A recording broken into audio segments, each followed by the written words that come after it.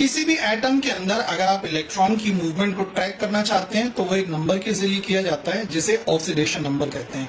तो चलो एक तरीका बताता हूँ ऑक्सीडेशन नंबर मालूम करने का। तो सबसे पहले रूल नंबर 1 यानी जितने भी फ्री एलिमेंट्स होते हैं उनका जो ऑक्सीडेशन नंबर होता है वो 0 होता है, जैसे H2, O2, Na, Fe।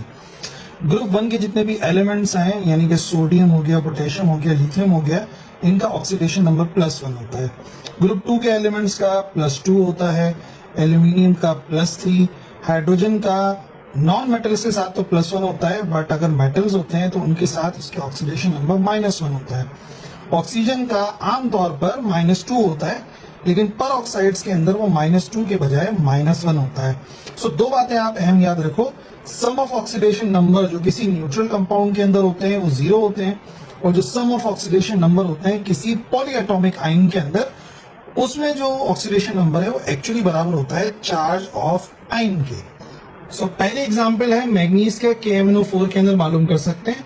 तो सबसे पहले यहाँ पर आएगा पोटेशियम का ऑक्सीडेशन नंबर, फिर उसके साथ आएगा मैग्नीज का ऑक्सीडेशन नंबर, और उसके साथ साथ 4 ऑक्सीजन के ऑक्सीडेशन नंबर आएंगे, और ये सब बराबर आना चाहिए 0 के, because it is neutral atom.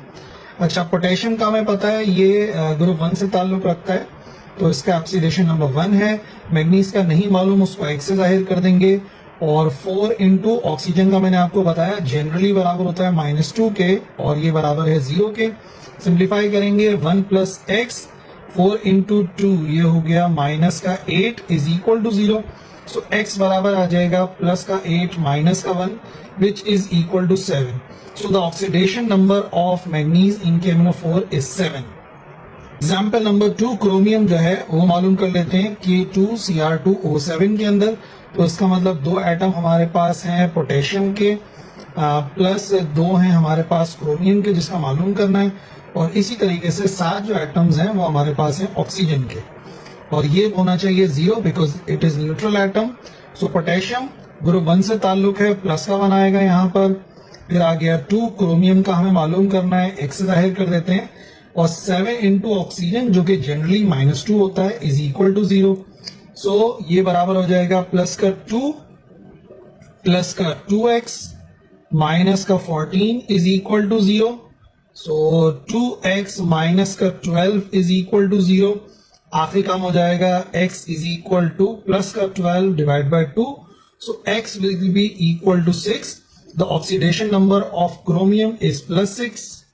Example number 3, sulphur का ऑक्सीडेशन नंबर मालूम कर लेते हैं। अगेन हाइड्रोजन आ गया जो कि 2 हैं एटम, प्लस सल्फर जिसका हमें मालूम करना है, और ऑक्सीजन 4, और ये जो है वो एक्चुअली एक न्यूट्रल एटम है। हाइड्रोजन का होता है +1, सल्फर आ गया, और ऑक्सीजन का होता है -2। सो -2 इज इक्वल टू 0। ये आ जाएगा हमारे पास +2 + s, और 4 2s are -8 is equal to 0। So sulphur is equal to 8 - 2।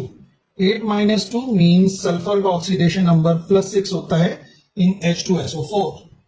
Example number 4, phosphorus का PO4, और ये एक आयन है जिसका टोटल -3 है। तो यहां पर आना चाहिए फॉस्फोरस का जो एक्चुअली हमें कैलकुलेट करना है, प्लस ऑक्सीजन 4 है, ये आ गया ऑक्सीजन, और इसका आंसर बराबर आना चाहिए -3 के, क्योंकि ये आयन है। अच्छा, फॉस्फोरस का नहीं पता, X से जाहिर करेंगे। ऑक्सीजन का जनरली होता है -2 और -3। सो X ये आ गया हमारे पास plus -8 -3। So X is equal to -3 और +8। 8 - 3 is equal to 5. So the oxidation number of phosphorus in this ion is +5.